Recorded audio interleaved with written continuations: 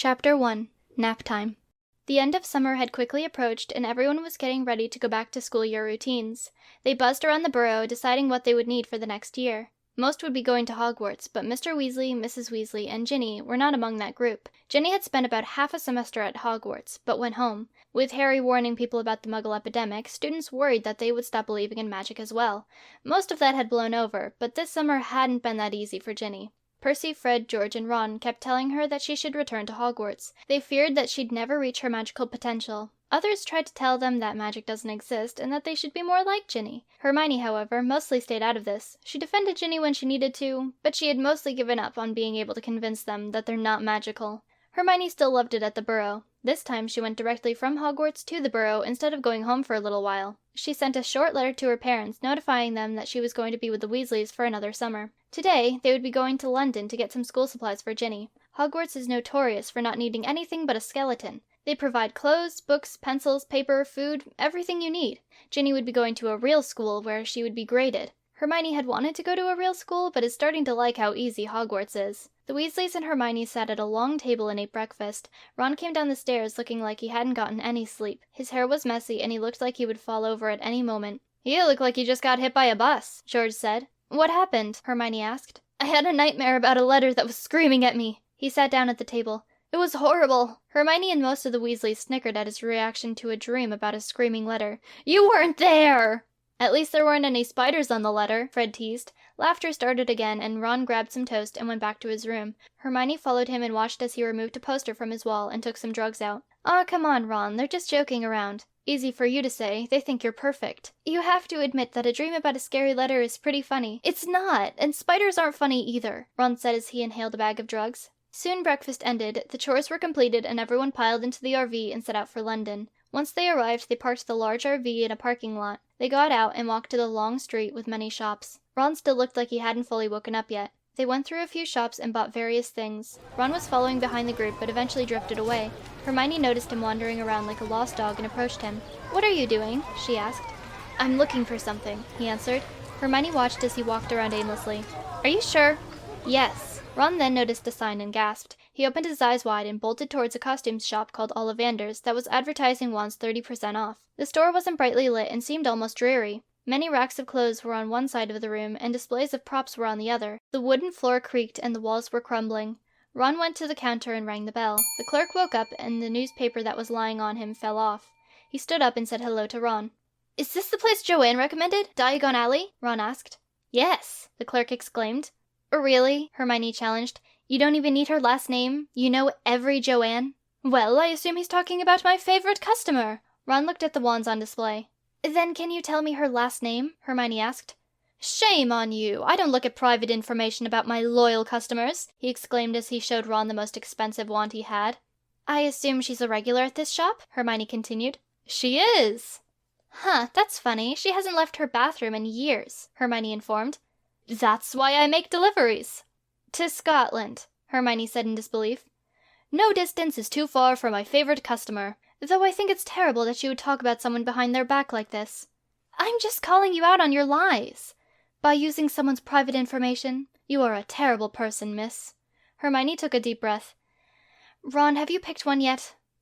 "Yes, I want—" Before he could point, Hermione grabbed his wrist and led him out of the store. "Why'd you do that?" "I have a plan. Which one did you want?" "The 14-inch willow one." Hermione got close to the ground and peered into the shop through the open door. She watched as the clerk went back to reading his paper. "Can I borrow your drug coat?" He looked at her suspiciously as he took his coat off and gave it to her. Expecting the coat to be light, she almost dropped it as it was handed to her. "How many drugs are in here?" "A lot." She put it on and took off her shoes. She ignored Ron's bewildered face and told him to stay low and to be quiet. She stayed low and silently snuck into the store. She crept up the front of the wand display and took one of the boxes of the 14-inch willow wand. She put the box securely in the coat and made her way out of the store. Hermione made sure no one watched as she gave the box to Ron, who was giving her a look of astonishment. She put her shoes back on and gave Ron's coat back. Ron still looked shocked. Where did you learn? Why did you—" He was being rude. "And the shoes?" "To be quieter." "And how did you learn this?" Hermione didn't answer. Ron kept asking, but she wouldn't even acknowledge the question. They found the rest of the Weasleys, and no one mentioned how Ron got his new wand. The days passed, and it was time to get back to Hogwarts. Ginny's school year wouldn't start for another week, so she would be going with everyone to King's Cross Station. Mr. Weasley put the heavy trunks in the RV while Mrs. Weasley finished making some sandwiches for the train. Ron took the drugs out of the hole in his wall and put them in his trunk. Hermione came to see if he was done yet. "Are you done packing?" Ron closed his trunk as Hermione noticed Scabbers and picked him up. He made some low-pitched squeaks and tried jumping out of her hands. Hermione put Scabbers in his carrier, and they led the way for Ron in his drug trunk. They all got in the RV and sat down. Mr. Weasley got into the driver's seat and started the RV. They pulled out of the driveway and went to King's Cross Station. They walked into the train station and found the platform they needed. Harry was already there wearing a brown hat with fake teeth on it. "Cheerio, mate," he greeted. "You went to Australia for the summer?" Ron assumed. "Yep. I befriended a kangaroo and learned how to play the didgeridoo." "Aren't kangaroos dangerous?" Hermione asked. "Isn't Australia as a whole dangerous?" Ron asked. "It does rain spiders, so you wouldn't like it, Ron. However, Rue and I wiped out all the crime of Australia with Hedwig and Rock." "Have you had any more trouble with your aunt and uncle?" Hermione asked while Ron was still shuddering from the thought of spiders raining from the sky. "I wanted to bring Rue back to Britain so he could fight off Aunt Petunia and Uncle Vernon, but they wouldn't let him on the plane. You drop-kick 3 people and they think you're dangerous. Anyway, I managed to get into my house and get my things." Harry pointed to his luggage. "Hedwig and Rock worked as a team to keep me safe from Aunt Petunia and Uncle Vernon." "How?" Ron asked. "Hedwig dropped Rock on their heads," Harry answered. The train arrived and everyone began boarding. Harry brought Hedwig, Rock, and a bag as carry-on. Ron had brought Scabbers, his wand, and his own bag, and Hermione brought only a small lunchbox that Mrs. Weasley had filled earlier. Dozens of passengers were walking down the aisle of their train car looking for seats. Most traveled down the train, but a few determined passengers went against the crowds and traveled up the train. They arrived at the last car, and Hedwig flew off Harry's shoulder. He picked up Rock in his talons before placing him on the table. Finally, Hedwig perched himself on Harry's shoulder. "Rock and Hedwig are best friends," Harry informed. Ron and Hermione nodded, wondering if Hedwig was just as crazy as Harry. Their thoughts were forced to change focus to a high-pitched bray. They jumped to the small platform on the back of the train and saw Mrs. Dursley madly neighing. She was riding a strange contraption along with Mr. Dursley. It was one of those seesaw things that ride along the rails. The difference was that they were sitting on plastic horses that were probably stolen from a carousel. They stopped and stood up. They each picked up a broom with a puppet horse face on the end and began running to the train. They stepped onto the platform, the massive Mr. Dursley making the students move back into the train. They began galloping in place, rolled up newspaper as their weapons. Swatting imaginary flies, they really believed they were intimidating everyone. "This is a hold-up," Mr. Dursley announced as Mrs. Dursley calmed down her braying. "Not on my watch," Harry announced as a short, round-faced, chubby kid timidly approached the platform. Harry took out his wand and pointed it at the Dursleys. The chubby kid was messing with some bolts. "Abracadabra, begone with ya!" Harry chanted. As the words left his mouth, the platform cracked off the train and fell onto the tracks. The train whistled and began moving. "Ha-ha," Harry began. "Their plan went down the tracks, thanks to me, the protector of Hogwarts." "What are you talking about?" the chubby kid asked. "I loosened the bolt. Me, Neville Longbottom." "Ron, Mud, can you believe my spell actually worked? I just made it up on the spot. I'm an amazing wizard." They pulled out of the station and started being surrounded by trees. The passengers had settled down and taken permanent seats. "Did your parents drop you off at King's Cross?" Hermione asked. "I didn't see them." "They're still in Australia," Harry answered. "They came back to bring me at the beginning of last summer, but then sent me here by myself." "Did you make all the invisible ink in Riddle's diary appear?" Ron asked, remembering the task he'd accepted last year. "Yes, I did," Harry exclaimed. "And?" Hermione asked impatiently. "This diary is intriguing for 2 reasons. Our friend Tom Riddle seems to be an artist," Harry said as he dug through his bag in search of the diary. He found it and started flipping through the pages. "He drew a lot of pictures in here." Harry had put sticky notes on each page which had something other than a recipe. Ron and Hermione leaned in to look at the diary. "Is that a self-insert?" Hermione asked as she read the notes next to the pictures. "Yes, from that book series, Dusk," Harry said. "The notes depicted Tom Riddle as the best character whom everyone loves. He never does anything wrong and always has the right answers. He also wins the heart of Belly Trumpeter, a girl who already has 2 guys who fight over her." "What a Gary Sue," Ron said in disgust.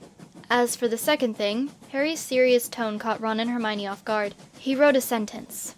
Harry flipped the pages. He arrived on the page and turned the book around to show Hermione and Ron. "Death to Hogwarts," Hermione read. "But he went to Hogwarts," Ron reminded with a confused expression. Harry left the book open on the table.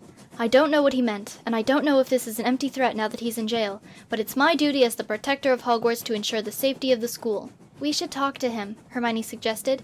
"Maybe being in jail will make him give us some straight answers." They tried to get their minds off of Tom Riddle as they couldn't do anything while on the train. Ron, Hermione, and Harry played games until the train arrived at Hogwarts. They got off and traveled down the long Hogsmeade Road. They followed the crowd into the stone building and walked to the sorting ceremony. They watched as Dumbledore fell down the stairs and reminisced their first day of Hogwarts 2 years ago. Just like last time, he climbed back up the stairs as everyone passed by. They all shuffled in through the doors of the cafeteria. Students scrambled to their respective houses and babbled with friends whom they had not spoken to since the previous term. Soon the large doors creaked open and the new first years nervously scuffled to the front of the room. A professor with curly blonde hair stood up from the staff table. She walked in front of the table near a stool and waited for everyone's attention. "Welcome back, most of you, and welcome to Hogwarts for our new students. I'm Professor Sybil Trelawney, and I'll be sorting you to our 4 houses using my psychic powers." Hermione rolled her eyes while Harry remembered that he had made the sorting hat quit. The professor walked back to the staff table and picked up a crystal ball. She brought it back to where she was standing and put it on the stool. Everyone except for Hermione watched her wave her hands around the crystal ball. She started listing off names and announcing their houses. As Hermione's eyes wandered around the room, she noticed that Trelawney was just reading off a list that another professor was holding for her. Before losing his spirit, the sorting hat had always used variety in how he told everyone what house they would be in. It was very apparent that Sybil Trelawney had not learned this skill yet. Each time she said the name of a student, "You'll be in," followed by one of the 4 houses. Occasionally she would break the pattern by saying things like, "Isn't this fun?" or "Isn't this so cool?" Students who were seated began falling asleep. Harry fell asleep, and Hermione watched as Ron went into deep thought. She found this very odd since he usually takes any chance to sleep while a teacher speaks. Every student had fallen asleep, and Hermione was sure she had never heard this much snoring before. Ron stood up while Hermione watched suspiciously. He walked up to the staff table where even the professors had fallen asleep, and pulled out a small green spray bottle with a fan on it. From across the table he sprayed it in each of the professors' faces, and the fan helped it reach them. Professor Trelawney and her helper had somehow not noticed Ron spraying everyone with a green fan. Once he was finished with the staff table, he walked in front of Trelawney and sprayed her too, making her collapse on the ground. He did the same for her helper, and he also collapsed. "Wake up, everybody!" Ron yelled. "The boring storm's over!" "Did you just drug every teacher?" Hermione asked in disbelief. "Yep. I've been waiting for an excuse to use the new drugs I got. A new super powerful product from my dealer, imported from the world's drug capital, Highlando, Florida. This gas will put anyone out with a single spritz. I got the first dibs since I'm his most loyal and frequent customer." "I don't know whether to be impressed or terrified." "Stay on my good side, Hermione." As everyone awoke, including the one who was half asleep as he was being sorted, they noticed Trelawney had stopped talking to instead lie on the floor, and watched Ron climb onto a table. "Hello, I'm Ron, and I'll be sorting the rest of you. Whoever complains will get drugged." Ron pointed the bottle at the crowd. Despite being clearly threatened, the students cheered. Hermione stood up and found the paper that the professor had been reading off of. She gave it to Ron and he continued the sorting. She stood near Ron but remained on the ground. Everyone else remained seated or collapsed, but the students were getting a little more upbeat and energetic. Before anyone else could stand up, the doors to the cafeteria flew open and Professor Dumbledore walked in. He was livid. The students became silent and Ron stopped reading the list. They all turned and stared at Professor Dumbledore. "I was sitting in my office, doing my work, when I was informed of shouting coming from the sorting ceremony. Shouting coming from a student, not even a professor." He looked at Ron and Hermione as he spoke. They were the only ones standing, and they were in the center of the chaos. "You two, come with me."